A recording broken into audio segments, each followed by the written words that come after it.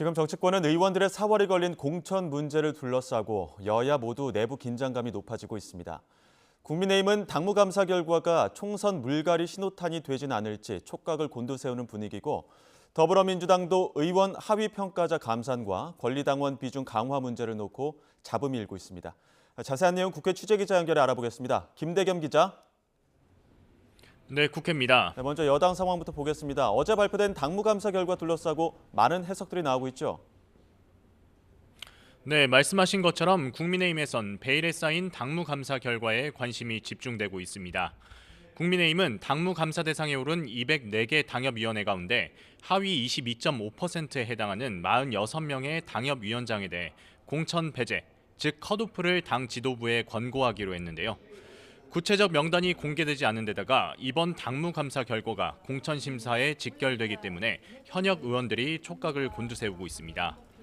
당무위는 여기에 더해 당 지지율보다 개인 지지율이 낮은 인사들에 대해선 그 결과를 따로 공천관리위원회에 넘기겠다는 방침을 내세웠는데요.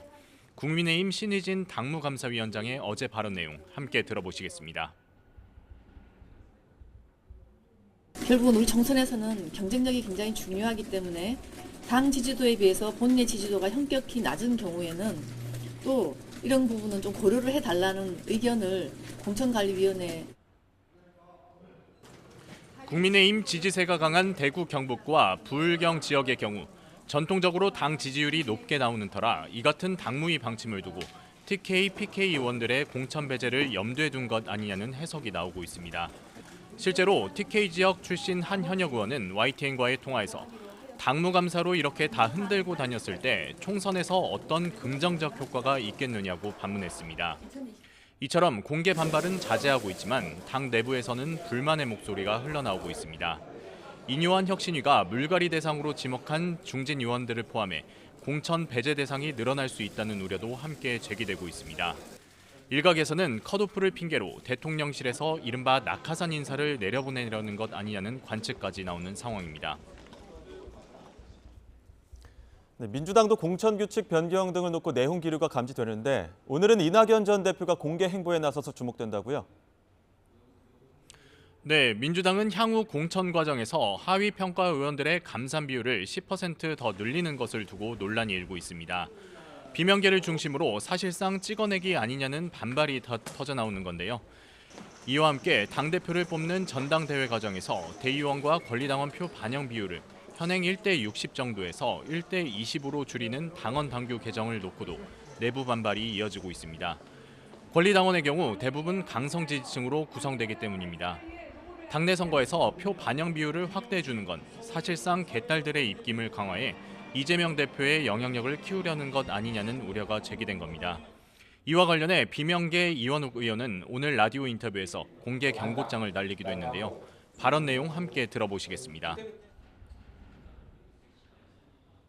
지금 이 강성 유튜버들과 개딸들과 결별하지 않으면은 민주당의 오만과 독선은 점점 더 심해질 것이다. 그래서 총선은 점점 어려워질 것이다. 앞서 이재명 대표는 민주주의에서 표의 등가성은 매우 중요한 가치라며 자신의 영향력 강화를 위한 포석이라는 해석에 선을 그었지만 논란은 쉬이 가라앉지 않고 있습니다. 민주주의 사회에서 표의 등가성은 매우 중요한 가치입니다.